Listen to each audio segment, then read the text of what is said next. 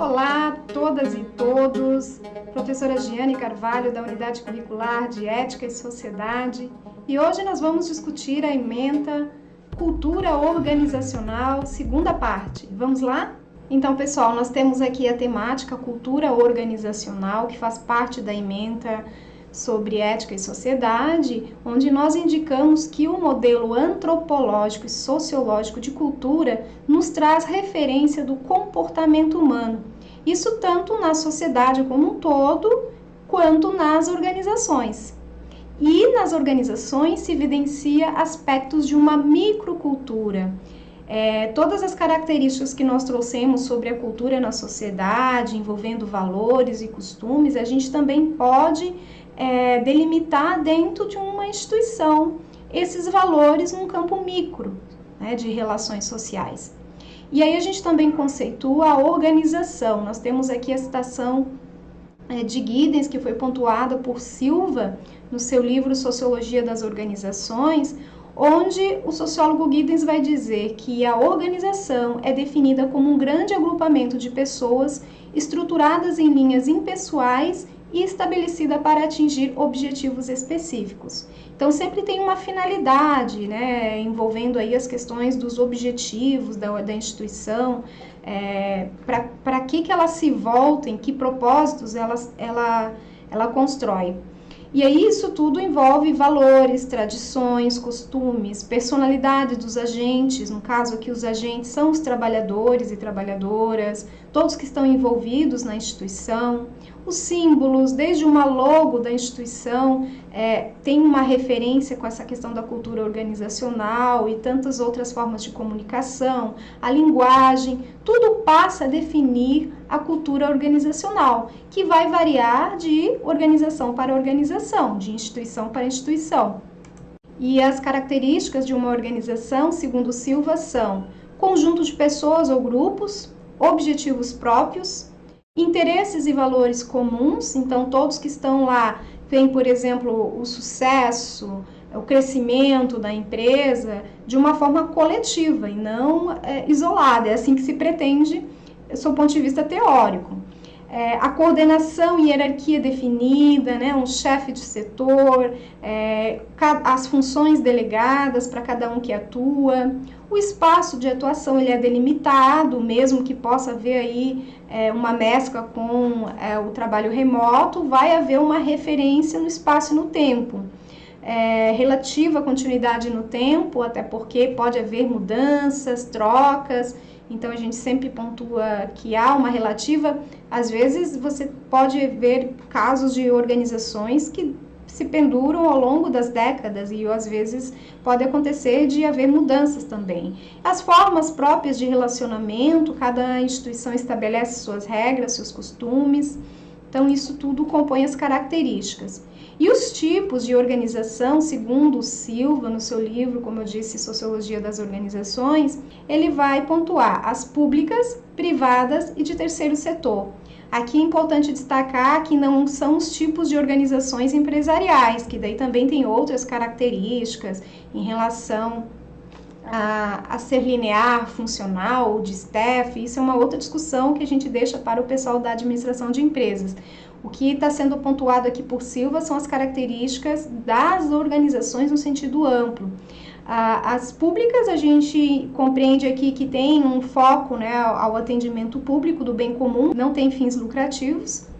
A privada que já se projeta com seus fins lucrativos e o terceiro setor que é uma mescla de público e privado, porém sem fins lucrativos. E nas organizações grandes ou pequenas, segundo Silva, ainda são formadas padrões de relacionamentos, tais como procedimentos comuns, servem-se dos mesmos valores, trabalham nos mesmos espaços, dispõem dos mesmos recursos, enfim, isso quer dizer que a organização tem uma cultura formada, pessoal. Quando chega um novo trabalhador lá, ele já vai se deparar com uma série de regras e procedimentos que já estavam postos há muito tempo e que aquilo vai definir as características daquela instituição.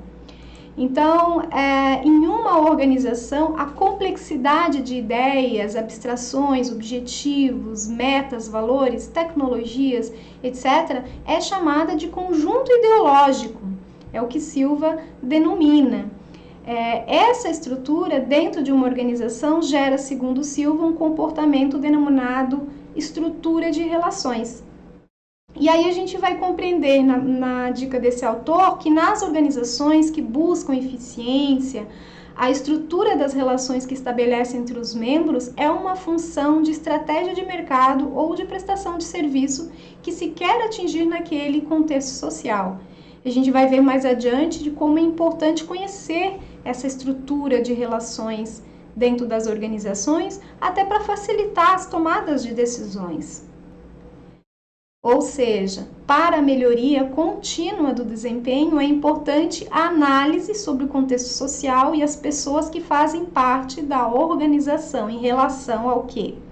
Aos objetivos que as pessoas têm em mente, aos valores que orientam as ações, e aqui a gente também traz princípios éticos, né?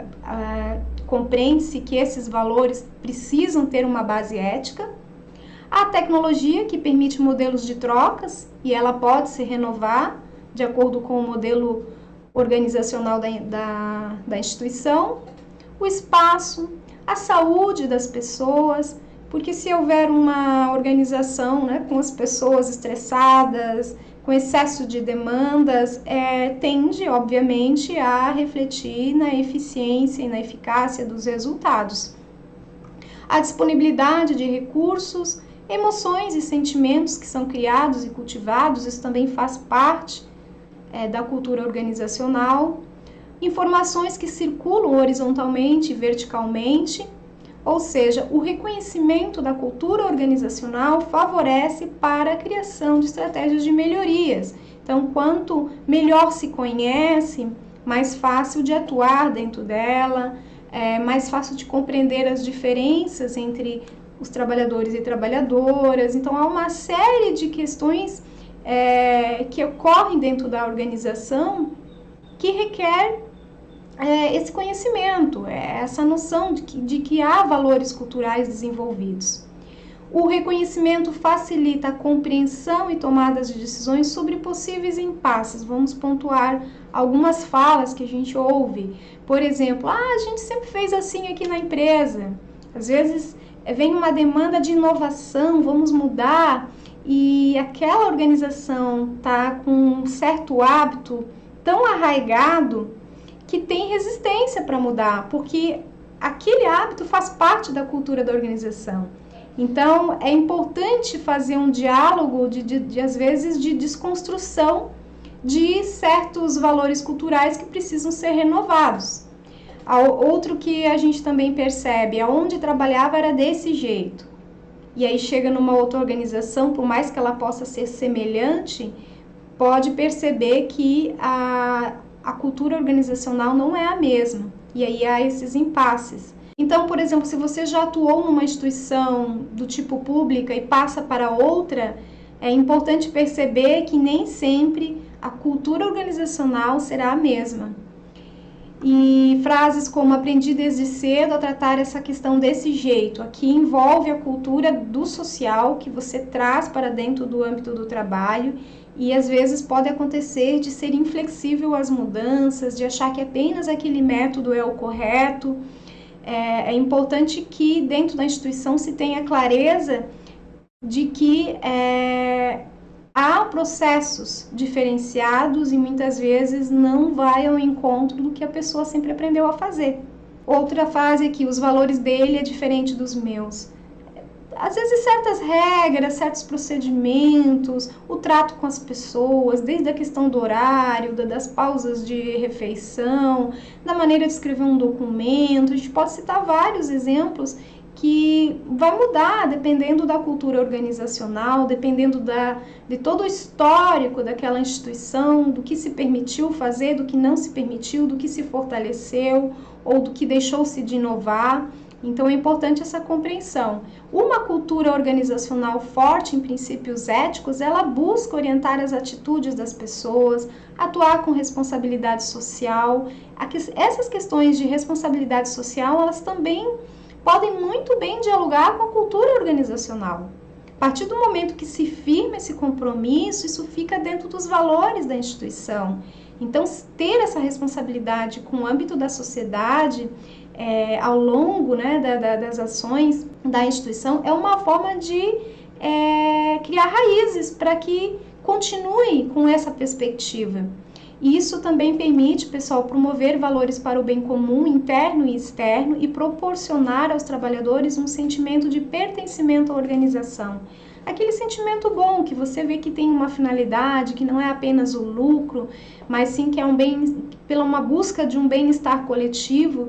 Isso pode gerar mais satisfação nas pessoas que atuam dentro da instituição. Outro ponto, a criação de um código de ética na organização com indicação da missão, visão e valores é um documento que contribui significativamente para a definição da cultura organizacional. Aqui eu, inicialmente, de forma introdutória, pontuo que a missão tem referência à razão de existência da organização e seu papel no mercado. A visão é o destino da organização, o lugar onde ela se projeta no futuro, aquele olhar, né, lá onde eu quero chegar.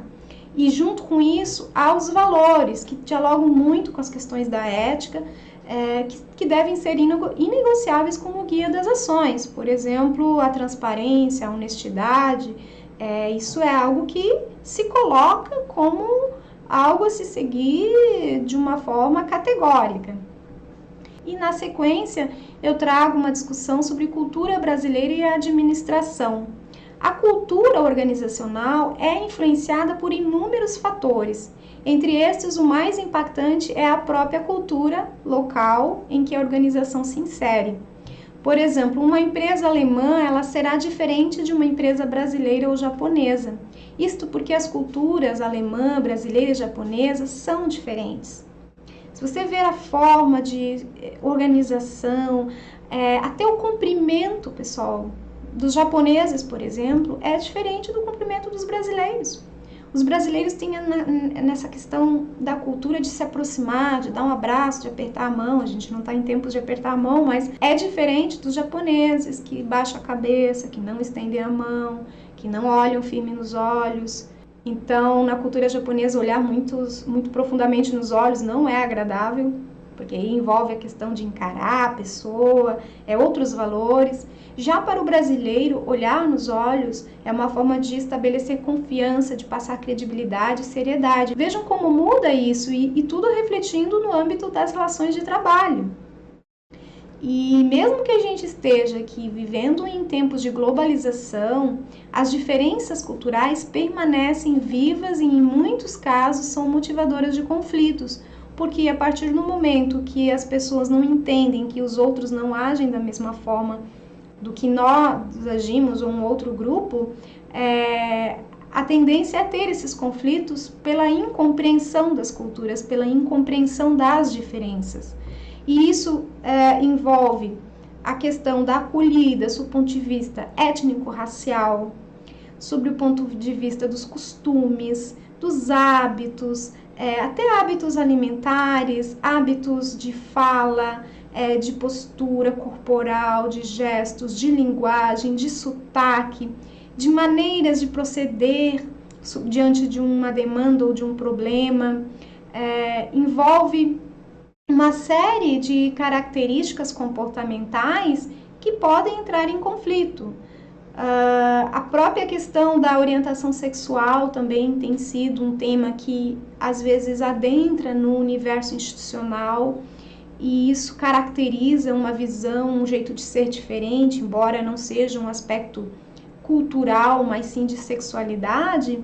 A gente precisa abarcar todas essas diferenças dentro de uma instituição e conduzi-la de uma maneira muito tranquila para que se evite esses conflitos. Um outro ponto que o Catânio cita no seu livro Antropologia das Organizações, ele vai dizer que empresas localizadas em regiões metropolitanas definirão culturas diferentes de empresas sediadas no interior do país, porque as influências sociais são diferentes, conforme a gente já viu. Algumas observações para serem observadas na cultura organizacional brasileira, segundo Catânio, são a hierarquia, a tendência histórica de centralizar poder.